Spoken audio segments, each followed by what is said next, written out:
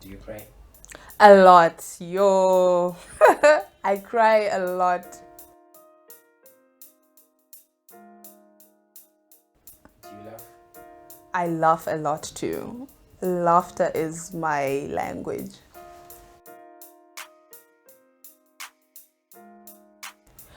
Whew, recently I had very nice madumbe, but Bambaira if fried. Yes.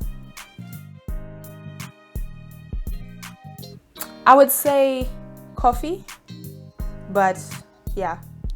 Okay, coffee it is. What's your favorite color? Purple. Purple. Ah,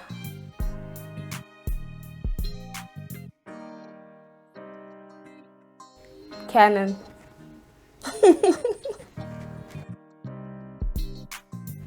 iOS. I'm a huge fan.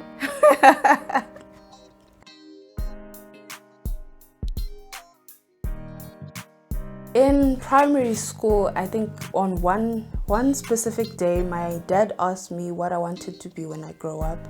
And I wrote on a piece of paper, well, in a book, which I really can't find anymore, but I wrote down that I wanted to be a famous artist of some sort, or I wanted to be a very good tennis player. I remember I wrote 3 things, but I don't remember what the third thing was. But through that, growing up, I've realized that art is something that I then enjoyed doing throughout my primary school, and then chose to go through this path of art, which I then realized later on it was design.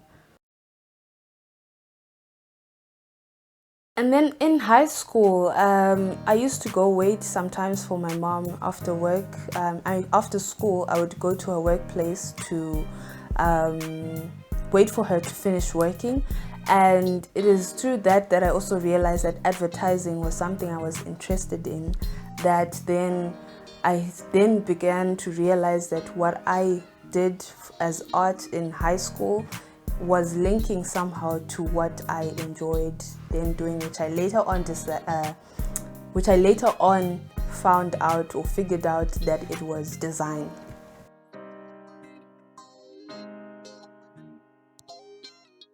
The world without design, it would be nothing, to be honest. From the time you wake up, the first thing that you see, to stepping out of bed, the bed is designed by someone, or it was an idea by someone out there. But my point is, without design, we are nothing, and we can't go anywhere without design. Be it visual communication, be it anything that's visual, that's graphic, that's designed. I feel like the world would be empty without design.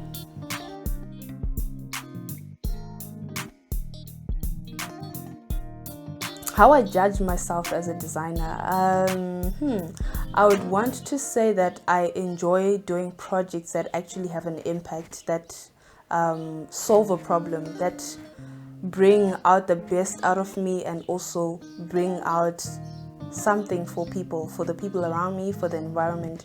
So I would say projects that have something to do or benefiting the world as a whole. Visual communication is, like as it just says, visual communication, the things that you see and how it then is communicated. I'll give an example of the Bantu symbol writing, or even the art, the rock paintings themselves.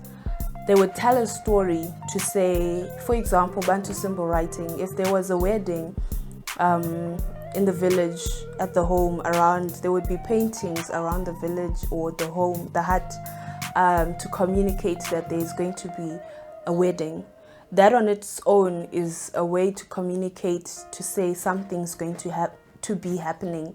And with that not being there, if it's now the days where we send WhatsApp messages to invite someone to a wedding or a different scenario to communicate, I feel like back in Africa, those days, communicating visually would be through what were called Bantu symbol writings or even rock paintings. So I feel like it's important to have design because it helps you get a message across. Why be a designer? Why be a creative designer? And why not anything else? I feel like this, for me, I feel like it was pure talent, and then which also had to do with skill. So now that I learned from what I was good at, and then also being able to go to school for it, merging the two, and then coming to an understanding that I am African. So I would say, I'll give an example of when I was young, I used to travel a lot with my parents. I would go to Kariba, Vic Falls, all beautiful places in Zimbabwe. And I feel like it's now when I have grown up to realize that Zimbabwe or Africa has so much to hold, and being a creative designer, I feel like I owe it to Africa to also tell those stories of where I've come from and where I'm going, preserving cultural heritage, and being able to show and appreciate where I've come from and where I'm trying to go in terms of visual communication, in terms of appreciating Africa and all it has in it. I would also want to add on to that, saying that being a visual communicator,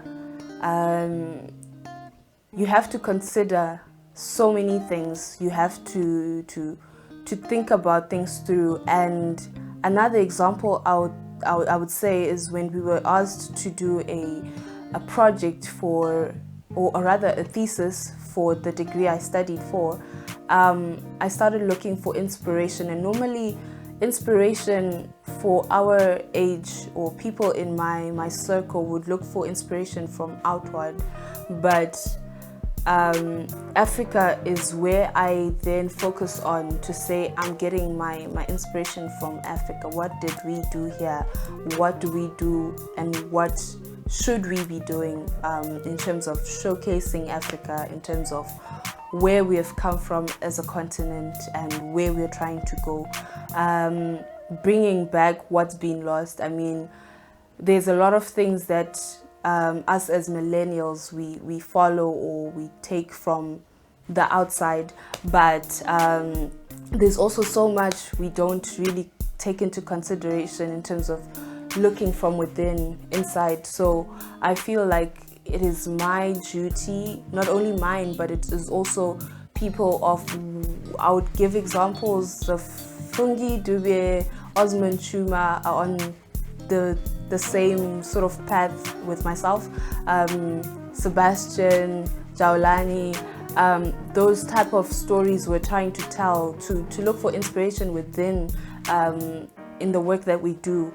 And sometimes we'd even say work, but it's what we actually love doing. Fine, we really do love money, of course, but it's the things that we really enjoy doing outside of making money, but passion projects to bring back what we believe in, things we're passionate about. So for me, I feel like Africa is so rich that the millennials are now also trying to gather and bring back and work on.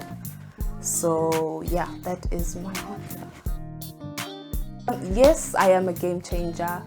The things I have been working on, the things I feel like are bringing the best out of me are what make me a game changer. Mainly because, as I have been mentioning, that as young creators, normally we've been looking for inspiration from outside, but now it's like we now have lots to look for from the inside, inspiration from Africa.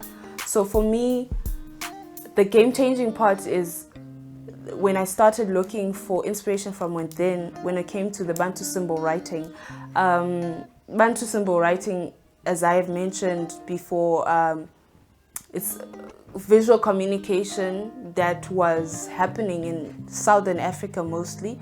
But if I ask many of my people, if they knew about, or if they know about Bantu symbols, they're close to none, because that's not being said there, it's not being advertised, we're not showing it, we're not appreciating what we have. So let's use what we have. The Bantu symbol writing, I mean, as an example, if anywhere you go in Africa and there's a toilet sign for a male and a female, why do we have the westernized symbols of the male and female? Why don't we have the African way of the African symbols of how male and female were presented on the symbols in terms of where they were? So let's encourage that. Let's have symbols of Africa everywhere to show how we used to communicate and preserve that culture, preserve how we used to communicate in Africa. One can be a game changer in terms of design to what you do, the impact of the projects that you do.